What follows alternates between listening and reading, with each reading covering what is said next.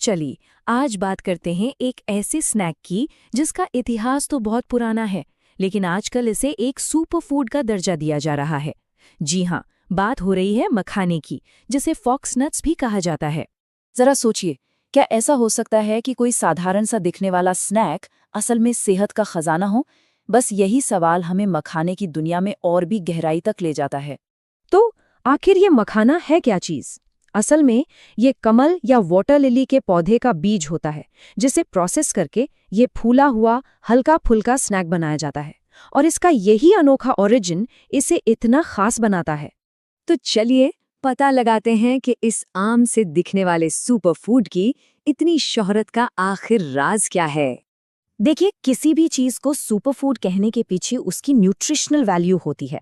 तो देखते हैं कि मखाने के अंदर कौन कौन से गुण छिपे हैं। अब जरा इस नंबर पर गौर कीजिए, 0.1%। ये है मखाने में फैट की मात्रा। जी हाँ, सिर्फ 0.1%।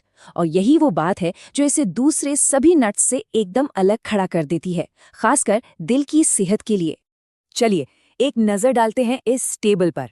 वाह, प्रोटीन और फाइबर तो काफी ज्यादा है। और सिर्फ यही नहीं, कैल्शियम, मैग्नीशियम, पोटेशियम जैसे जरूरी मिनरल्स भी।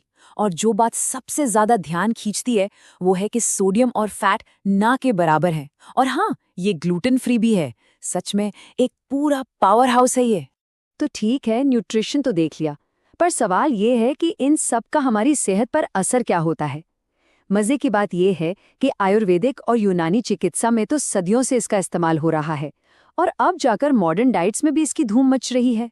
सबसे पहले बात करते हैं मेटाबॉलिक हेल्थ की। इसका ग्लाइसीमिक इंडेक्स काफी कम है, मतलब ये ब्लड में शुगर को एकदम से नहीं बढ़ाता। तो डायबिटीज के मरीजों के लिए ये एक बेहतरीन स्नैक हुआ। फिर इसमें सोडियम कम है और पोटेशियम ज्यादा, जो सीधे सीधे ब्लड प्रेशर को कंट्रोल करने में मदद करता है। और हाँ, और सिर्फ इतना ही नहीं, इसमें जो कैल्शियम है वो हड्डियों के लिए बहुत अच्छा है। और फाइबर, जैसा कि हम जानते हैं, पेट और पाचन के लिए फायदेमंद है। ये कार्बोहाइड्रेट्स का भी एक अच्छा सोर्स है, तो एनर्जी भी बनी रहती है।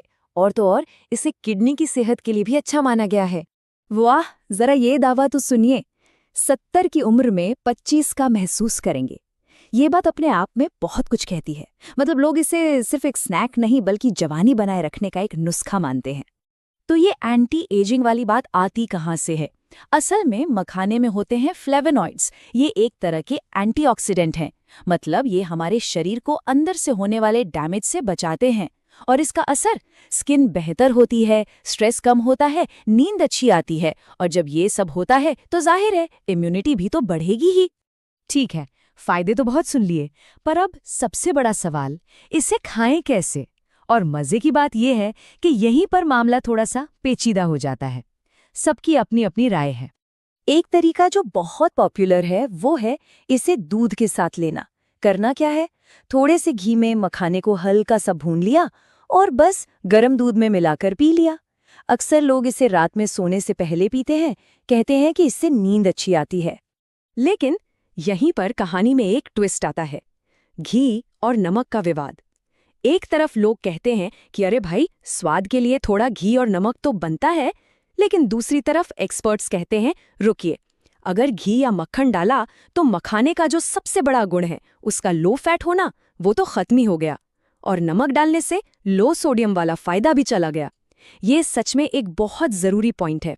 तो फिर और क्या तरीके हैं? अरे बहुत हैं। इसे बस सूखा भूनकर खा सकते हैं, सबसे सिंपल।